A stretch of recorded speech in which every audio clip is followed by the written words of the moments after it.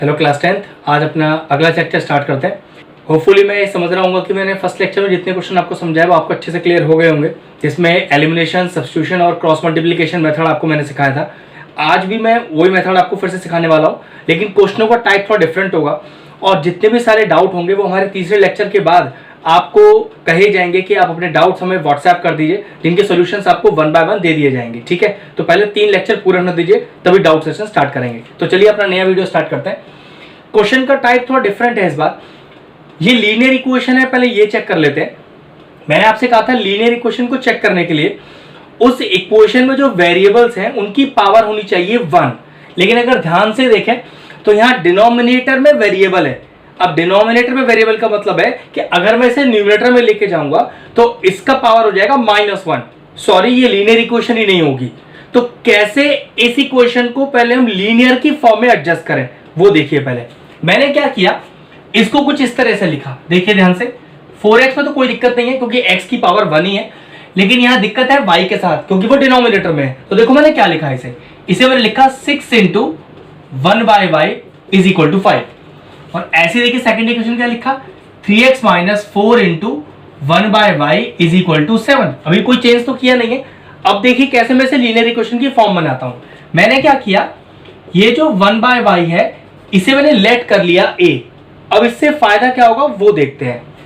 Equation देखिए कैसे transform हो गई, 4x + 6। अब 1 by y को तो मैंने a माना हुआ है, देखिए 6 से = 5। अगर सेकंड इक्वेशन के पास जाए तो देखिए कितनी हो गई, ये हो गई 3x - 4। अब 1 by y को मैंने फिर a माना हुआ है = 7। तो इस तरह से अगर आपका वेरिएबल डिनोमिनेटर में है तो उस डिनोमिनेटर वाले वेरिएबल को पहले न्यूमरेटर में लेके आइए, तभी आप इस लीनियर इक्वेशन को सॉल्व कर पाएंगे। अब ये 2 इक्वेशन आपके पास हैं। अब जैसे आपने फर्स्ट लेक्चर में एलिमिनेशन, सब्स्टिट्यूशन लगाकर इसको सॉल्व किया था, बिल्कुल एग्जैक्टली वैसे ही सॉल्व करना है। चलिए, जिनको फर्स्ट लेक्चर में एलिमिनेशन, सब्स्टिट्यूशन में अगर कोई डाउट भी रहा होगा तो देखिए फिर से मैं पूरा सॉल्व करके दिखा रहा हूं, आपको क्लियर हो जाएगा।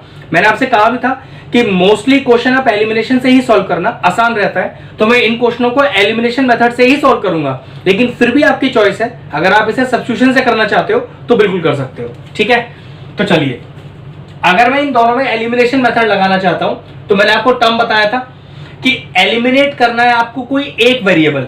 अब जैसे मान लीजिए मैं इसका x एलिमिनेट करना चाहता हूं, y भी एलिमिनेट कर सकते हो।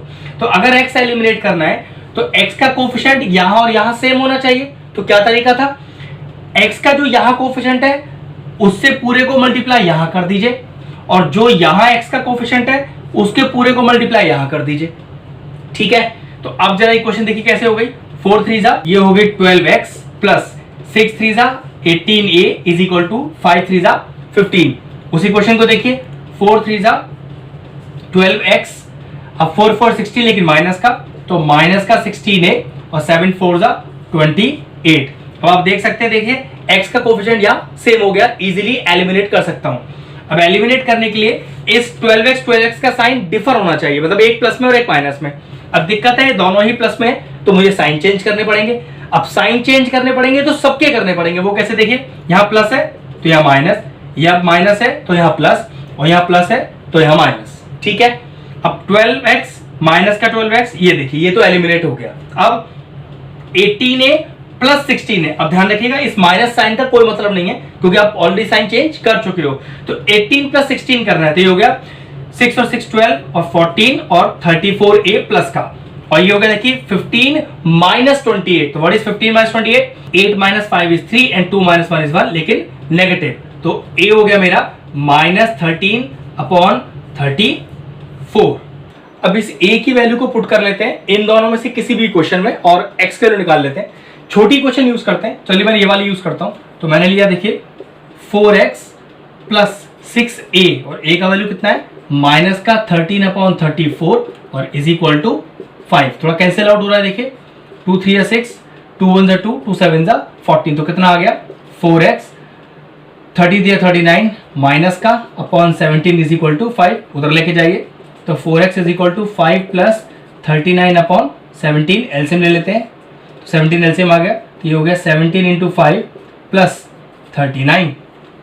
तो ये हो गया 17 5 7 5 35, 385 + 39/17 और = 4x। नेक्स्ट स्टेप, तो 4x इज इक्वल टू, अब 9 और 5 हो गया आपका 14, 1 9 10 11 12, तो 124 अपॉन 17, तो x का वैल्यू हो गया 124 अपॉन 17 और ये 4 चला गया डिवीजन में। अब सॉल्व कर लेते हैं, तो फिर से 4 3 12, 4 1 4, तो x का वैल्यू कितना आ गया 31 अपॉन 17। अब दिक्कत है, क्वेश्चन में जो वेरिएबल था वो x और y था, और जो मेरे पास आंसर आया है वो x और a आया है। a की जो वैल्यू है वो तो मुझे चाहिए ही नहीं, मुझे तो y की वैल्यू चाहिए। तो देखिए y कैसे निकलेगा, a को यूज करते हुए। कैसे करते हैं देखिए, डालिए केस 1। अब केस 1 में आपने क्या लेट लिया हुआ है, आपने लिया हुआ है 1 upon y is equal to a, जबकि a का वैल्यू कितना है -13 अपॉन 34। तो देखिए 1 upon y is equal to minus का 13 अपॉन 34।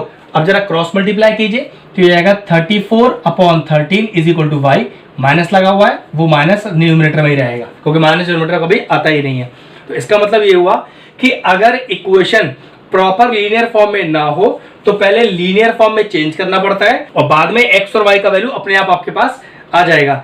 अब जैसे ये क्वेश्चन में एक ही वेरिएबल डिनोमिनेटर में, अब जो नेक्स्ट क्वेश्चन करेंगे उसमें दोनों ही वेरिएबल डिनोमिनेटर में होंगे, तो पहले लेट करके दोनों का न्यूमरेटर में लाना होगा और फिर सॉल्व करेंगे बाय यूजिंग एलिमिनेशन मेथड। तो चलिए वही क्वेश्चन सॉल्व करते हैं। चलिए नेक्स्ट क्वेश्चन आपके लिए लिख दिया है, जिसमें दोनों ही केस में वेरिएबल आपके डिनोमिनेटर में। मैंने अभी आपसे कहा था कि वेरिएबल अगर डिनोमिनेटर में है तो हम इसे सॉल्व नहीं कर पाएंगे, तो इन दोनों वेरिएबल्स को पहले न्यूमरेटर में लाना पड़ेगा। वो देखिए कैसे। सबसे पहले लेट लीजिए यहाँ पर क्या कि जो 1 अपॉन एक्स है वो a के बराबर है और 1 अपॉन वाई वो b के बराबर है। ठीक है, अब देखिए इसको कैसे मैं ट्रांसफॉर्म कर सकता हूं इक्वेशन को। 1/2 इंटू 1/x सिंप्लीफाई कर लिया, माइनस का 1/y इज इक्वल टू -1।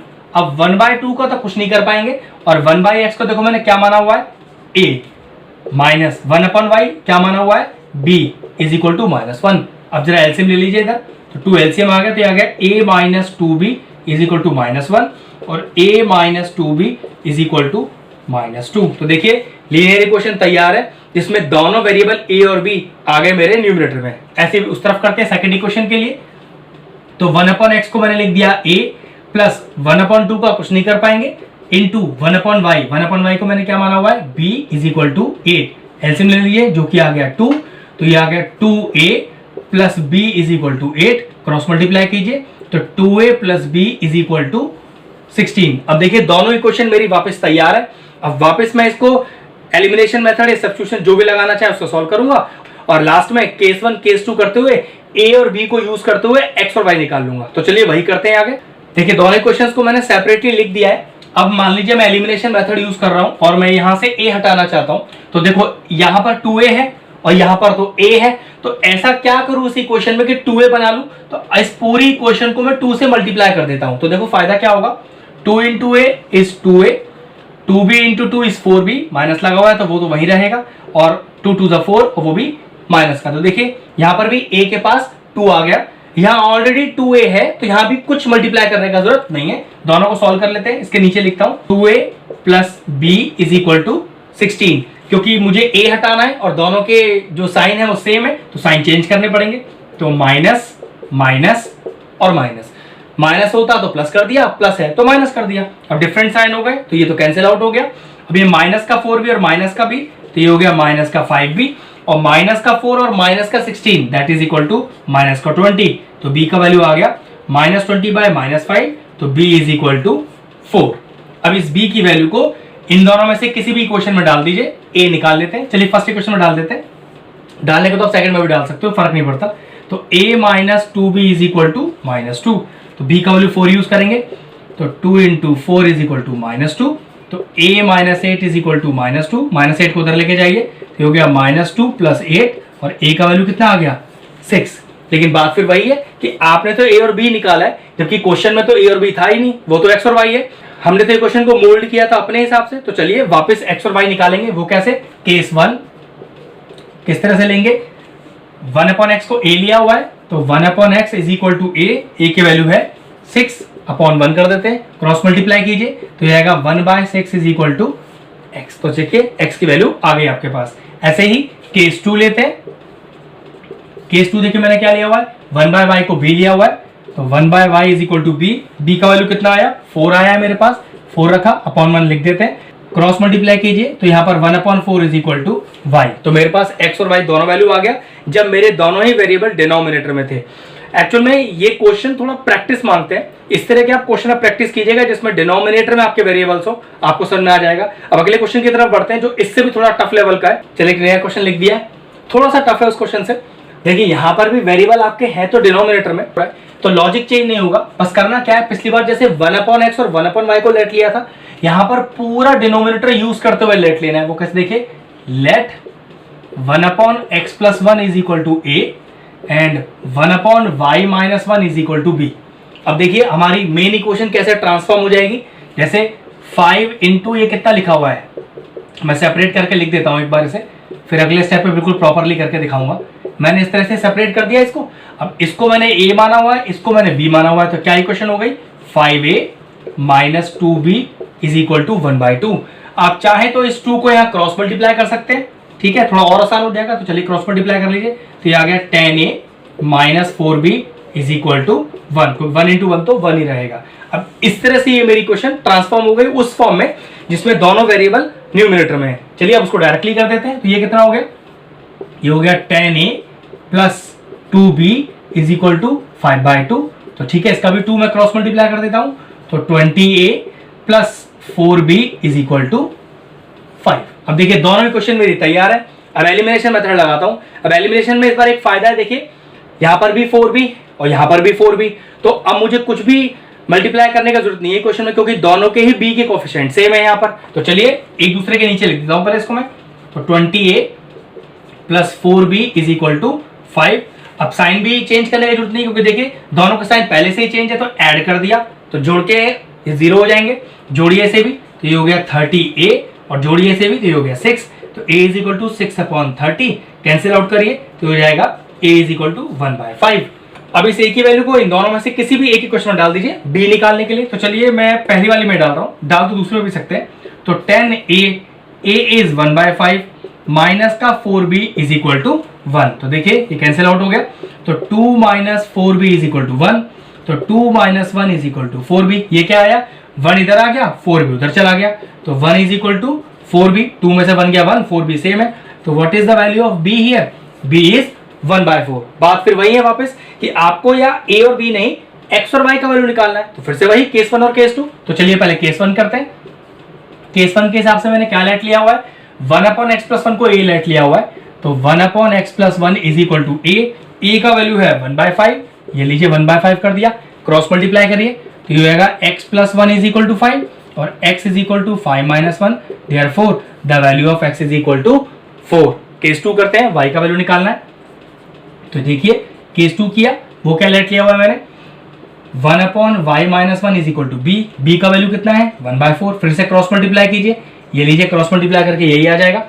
अब y इज इक्वल टू -1 उधर चला गया, तो 4 + 1 इज इक्वल टू 5। तो therefore the value of x is equal to 4 and y is equal to 5। करना कुछ नहीं है, बस नियम याद रखना है कि आपका जो वेरिएबल है वो आपके डिनोमिनेटर में नहीं न्यूमिनेटर में होना चाहिए। अब अगला क्वेश्चन एक और कर रहे हैं जो इससे भी टफ है और तब आपको ज्यादा बेहतर समझ में आएगा। नेक्स्ट क्वेश्चन आपके लिख दिया है, एक शानदार क्वेश्चन है। नियम तो वही है, डिनोमिनेटर में x और y है, तो सबसे पहले क्या करें, पूरे के पूरे जो डिनोमिनेटर है इसी को लेट लेना पड़ेगा। वो कैसे, देखिए let 1/x + y is equal to a और and 1/x - y is equal to b। बिल्कुल सेम तरीके से जैसे हमने पिछले क्वेश्चन में किया है। अब इक्वेशन कैसे ट्रांसफॉर्म हो गई, इसको नाम दे दीजिए इक्वेशन 1 और इक्वेशन 2। पीछे वाले क्वेश्चन में भी आप इसमें 1 और 2 डाल सकते हो। अब ट्रांसफॉर्म कैसे हुआ, तो 40 इंटू 1/x + y, ठीक है, इस तरह से, plus 2 into 1/x - y is equal to 5। इसको पूरे को a माना हुआ है, इसको पूरे को b माना हुआ है, तो कितना आ गया ये देखिए 40a + 2b is equal to 5। Second equation बनाते हैं, देखिए प्रॉपर। अब डायरेक्ट बनाता है उसको मैं 25 और ये कितना हो गया a 3b is equal to 1। अब देखिए कौन सा कोफिशिएंट आप हटाना चाहेंगे, एलिमिनेट करना चाहेंगे, b एलिमिनेट कर लेते हैं। अब b एलिमिनेट के लिए देखिए यहाँ पर 2b लिखा है, यहाँ पर 3b लिखा है, तो कोफिशिएंट तो सेम नहीं है। तो क्या करिए, इसका कोफिशिएंट कितना है b का 2, इससे पूरे से मल्टीप्लाई कर दीजिए, और इसका कोफिशिएंट कितना है 3, इससे पूरे से मल्टीप्लाई कर दीजिए।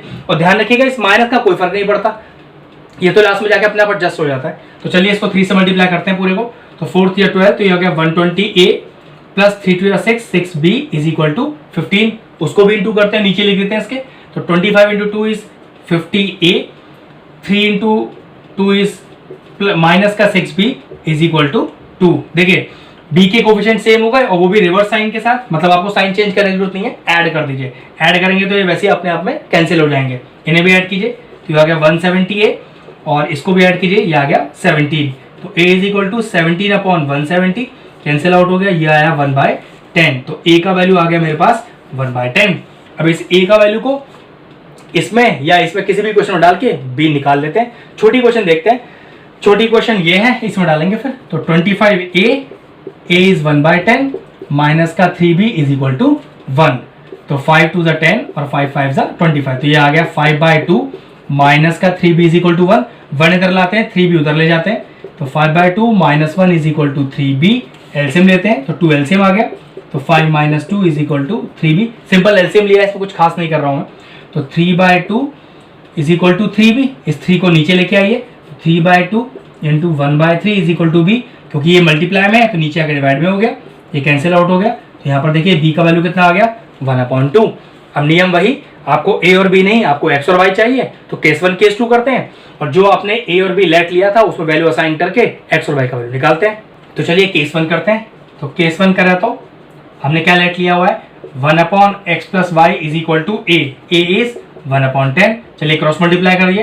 क्रॉस मल्टीप्लाई करेंगे तो ये x plus y is equal to 10 ही आ जाएगा। केस 2 लेते हैं। अगर केस 2 लिया तो 1/x minus y is equal to b। अब b कितना है, 1/2। फिर से क्रॉस मल्टीप्लाई करिए तो कितना आ जाएगा, ये x minus y is equal to 2।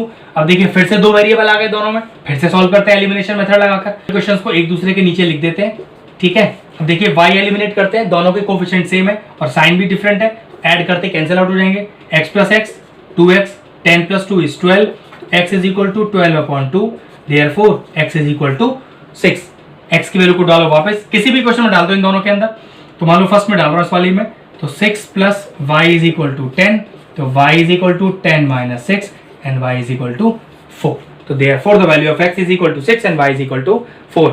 अब 3 क्वेश्चन हमने लगातार बैक टू बैक किए। इसमें सिंगल वेरिएबल नीचे था, डबल वेरिएबल नीचे था, फिर हमने किया कि x और y अब नीचे आ गए। तो 4 क्वेश्चन हो गए टोटल अब आपके इस तरह से, जिसमें 2 में सिंगल वेरिएबल x और y नीचे थे और 2 के अंदर आपके पास x के साथ कुछ जुड़ा हुआ है, एक बार 1 और 2 जुड़े हुए हैं, एक बार y जुड़ा हुआ है। तो 4 टाइप क्वेश्चन के थे, चारों हमने क्लियर किए। अब बढ़ते हैं अगले क्वेश्चन की तरफ। एक नया क्वेश्चन लिखा है मैंने आपके लिए, मेथड का नाम है ऐड एंड सब्ट्रैक्ट मेथड।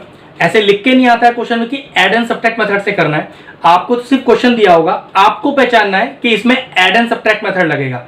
अब क्वेश्चन अराइज होता है, क्या इस क्वेश्चन को हम एलिमिनेशन सब्स्टिट्यूशन से नहीं कर सकते?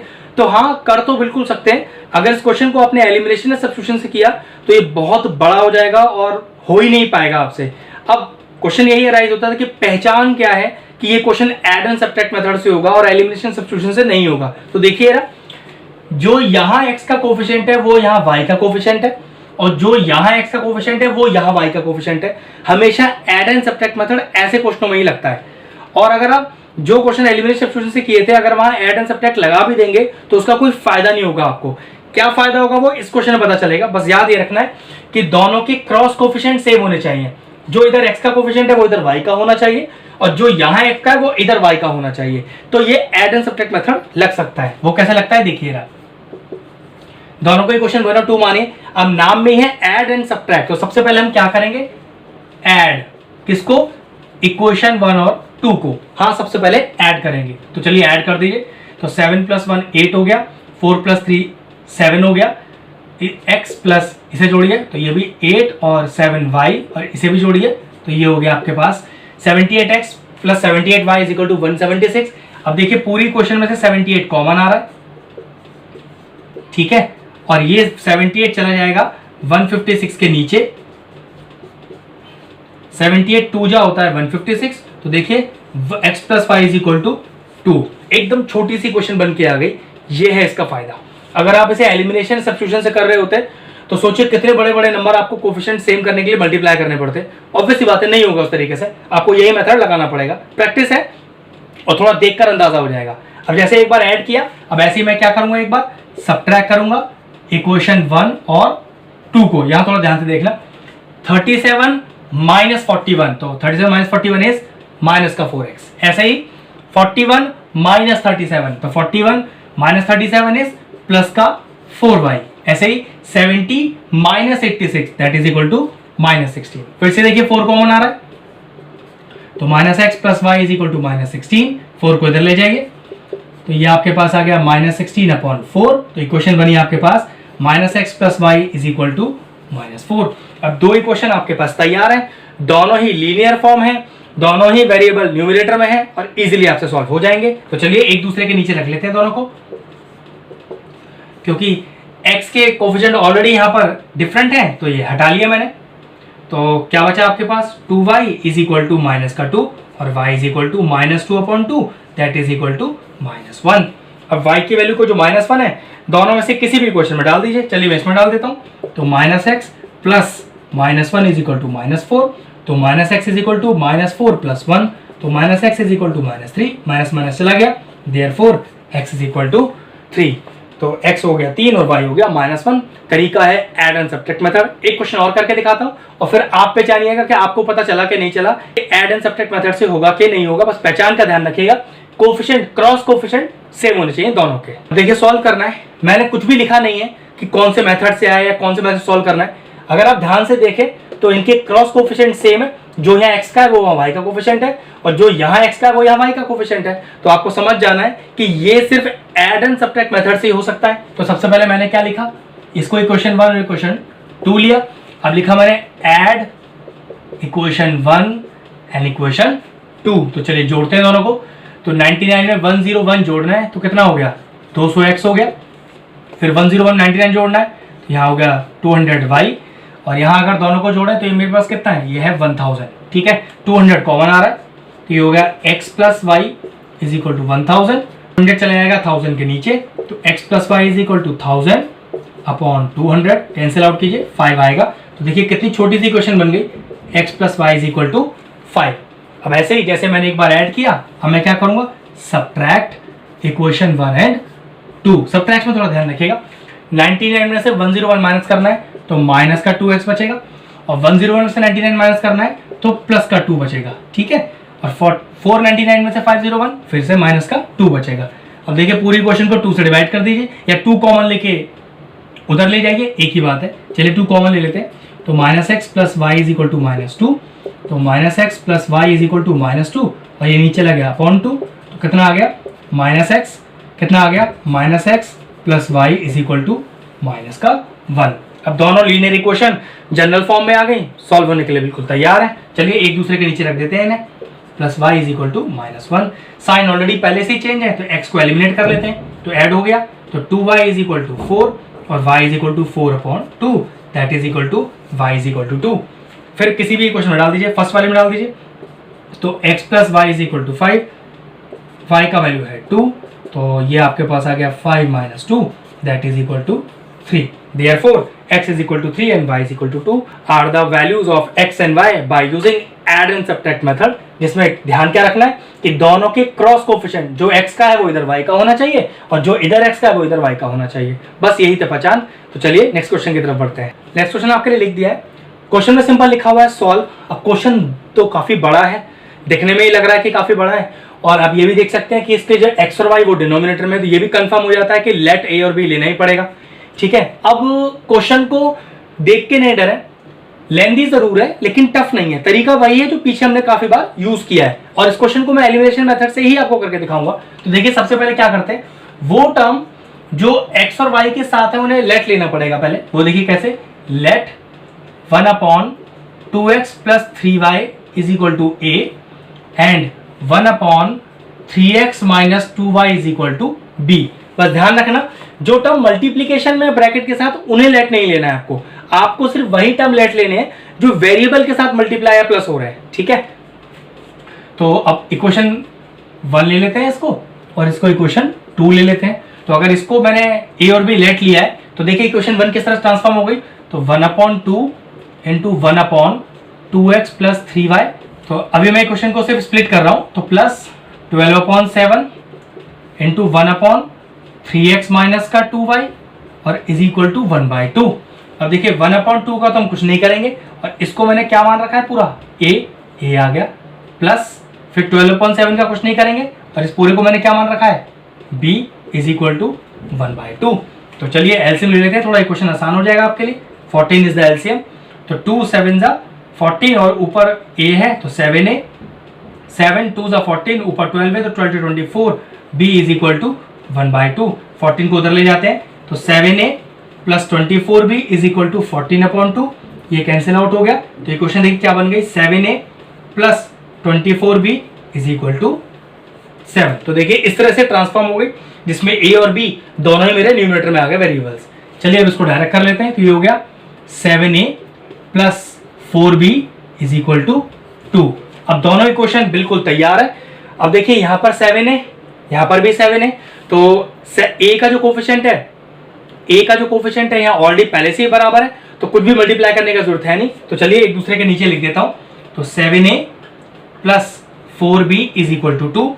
अब क्योंकि a और a के साइन बिल्कुल सेम है तो चेंज करने पड़ेंगे साइन, क्योंकि डिफरेंट साइन होते हैं तभी कैंसिल आउट कर सकते हैं, और एक के साइन चेंज किए तो सबके करने पड़ेंगे, कैंसिल आउट हो गया। तो 24 माइनस 4 इज 20b और 7 माइनस 2 इज 5। तो यहाँ 20b इज इक्वल टू 5 और b is equal to 5/20, therefore the value of b is 1/4। अब इस b की वैल्यू को फर्स्ट या सेकंड में डाल देते हैं, छोटी क्वेश्चन वही है, तो चलिए यहाँ डालते हैं। तो 7a plus 4 into b is 1/4 is equal to 2, cancel out हो गया, 1 आ गया।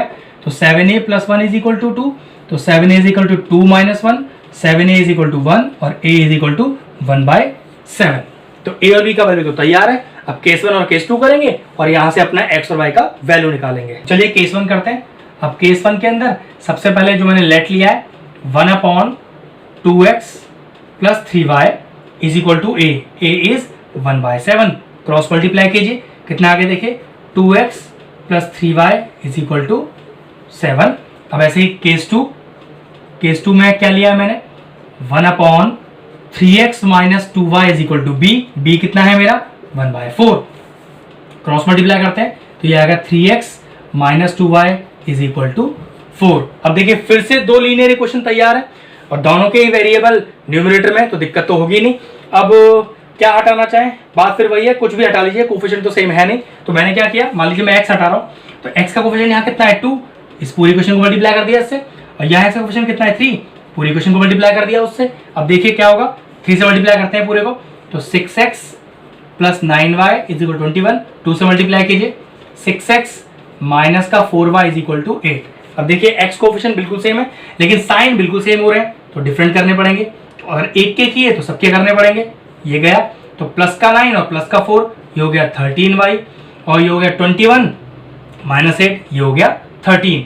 तो y is equal to 13/13, therefore the value of y is equal to 1। अब इस y की वैल्यू को इन दोनों में से किसी एक में डाल दीजिए। चलिए सेकंड वाली में डाल रहे हैं, तो 3x माइनस का 2y and y is 1 is equal to 4, तो 3x minus 2 is equal to 4, तो 3x is equal to 4 plus 2, तो 3x is equal to 6 and x is equal to 6/3 that is equal to 2। तो therefore the value of x is equal to 2 and y is equal to 1। Question बड़ा था लेकिन तरीका वही था जो आपने पीछे सीखा है। देखो डिफरेंट टाइप के क्वेश्चंस तो आपके पास आएंगे ही आएंगे। मैंने इसमें आपको सारी वैरायटीज करा दी है जिसमें आप एलिमिनेशन सब्स्टिट्यूशन कोई सा भी लगा सकते हैं। कोशिश कीजिएगा कि एलिमिनेशन मेथड ही आप लगाओ, करीब सारे क्वेश्चन हो जाते हैं और बड़े आसानी से हो जाते हैं। सब्स्टिट्यूशन भी मुश्किल नहीं है लेकिन मुझे वो थोड़ा सा मुश्किल लगता है एलिमिनेशन से, तो मैं बच्चों को एलिमिनेशन ही सिखाना चाहता हूँ और मैं चाहता हूँ आप लोग भी से एलिमिनेशन से ही करें। तो आज का वीडियो यहीं फिनिश करते हैं, नेक्स्ट वीडियो में और कुछ टफ क्वेश्चन ट्राई करेंगे। That's all.